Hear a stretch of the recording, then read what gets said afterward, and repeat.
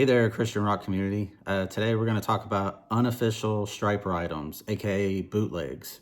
So, uh, as I've posted some things on YouTube in the past, sometimes I get some feedback from Brett Christensen, which, he works with Stryper, and he's done a lot with them for over the past like 25 years, maybe longer. I'm not sure, but he has a keen eye for spotting fake Stryper items.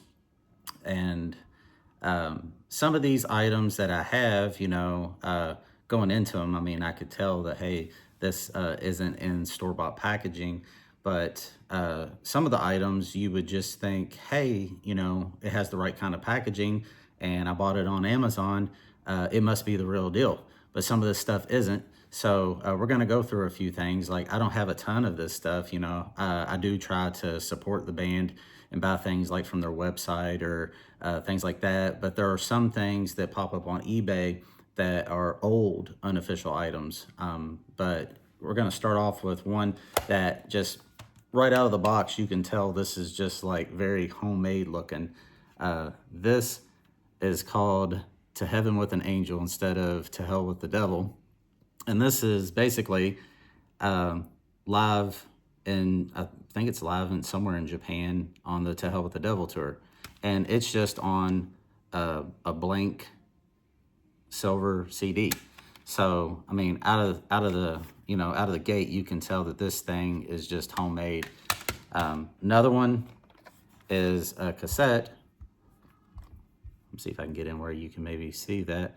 And this is from 1985 Soldiers Under Command tour. So that is, looks like October 5th, 1985. And then it has like an interview with Robert Sweet on it. And like there you can see the cassette.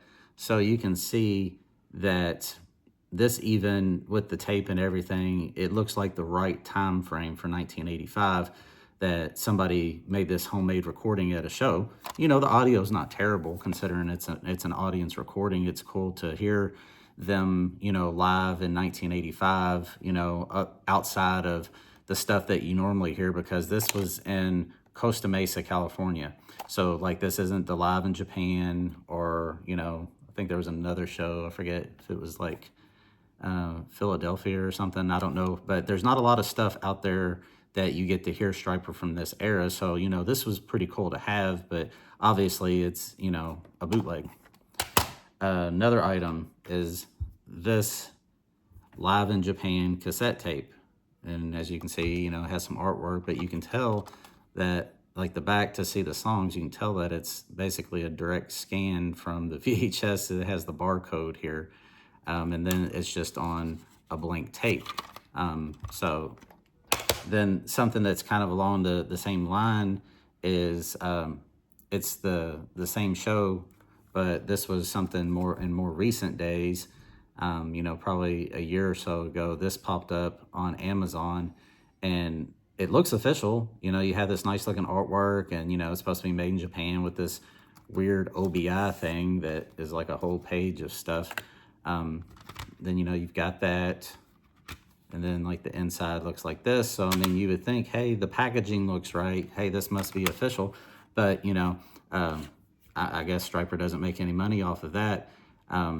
I don't know who owns the rights to that show, the Live in Tokyo 1985. I've heard that Stryper's tried to get the rights back to it. I don't know if they've put up much of a fight to get it, or if they have to pay a lot of money to get it.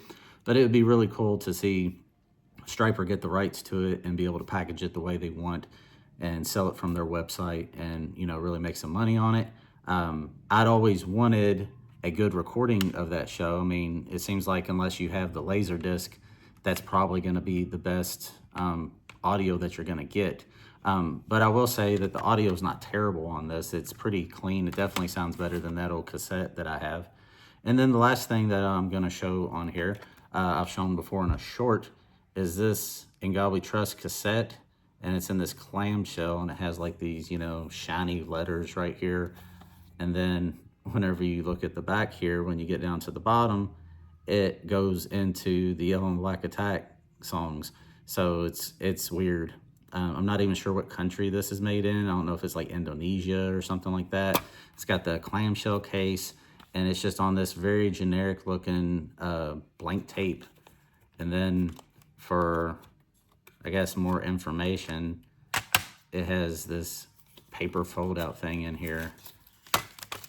And I guess it has like lyric sheet. So yeah, this is the fancy lyric sheet that they gave with this, you know, Stryper and God we trust. So yeah, the clamshell case is cool, and the shiny letters on the front is cool. But yeah, I don't know what the deal was. I don't know if like the country that made this back in the day, like if they don't have the same copyright laws that we have. I doubt Stryper made any money off of this. It's kind of a cool novelty item. I mean, it definitely dates the time frame, you know, probably late 80s when this thing came around. But yeah, these are just, you know, basically this is all the Stryper unofficial bootleg items that I have.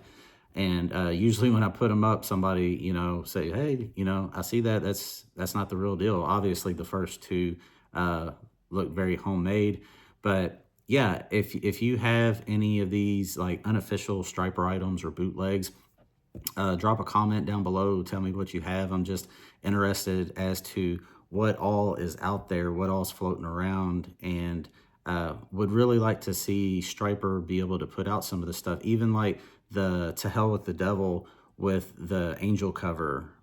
It would be cool to see them do like a reissue on vinyl of that, you know, maybe something with red vinyl and the angel cover, and even the oh yeah, I forgot. There is another one I have. Is the Yellow and Black Attack CD. I've got one that has the rockets on the front, and it's an unofficial one. So it seems like the disc is official, but somebody homemade the cover. But you can get that one. It was the original Japanese pressing with the rockets on the front. And then I guess another thing that really gives it away is when you turn around to the back, if it has the old 1984 picture or not. Because the one that I have, when you turn it around, it has the newer reissue 1986 pictures on the back where they're wearing like, you know, suit jackets and stuff like that and ties. But yeah, on the Japanese one that's official, when you turn around, it has that 1984 look where they're all glammed out with the glittery looking, you know, costumes and stuff. But yeah, let me know what you have. I'd like to know what all stuff's floating around out there. Not necessarily that I can go and spend a bunch of money to buy more Stryper stuff. Lord knows I have plenty of it.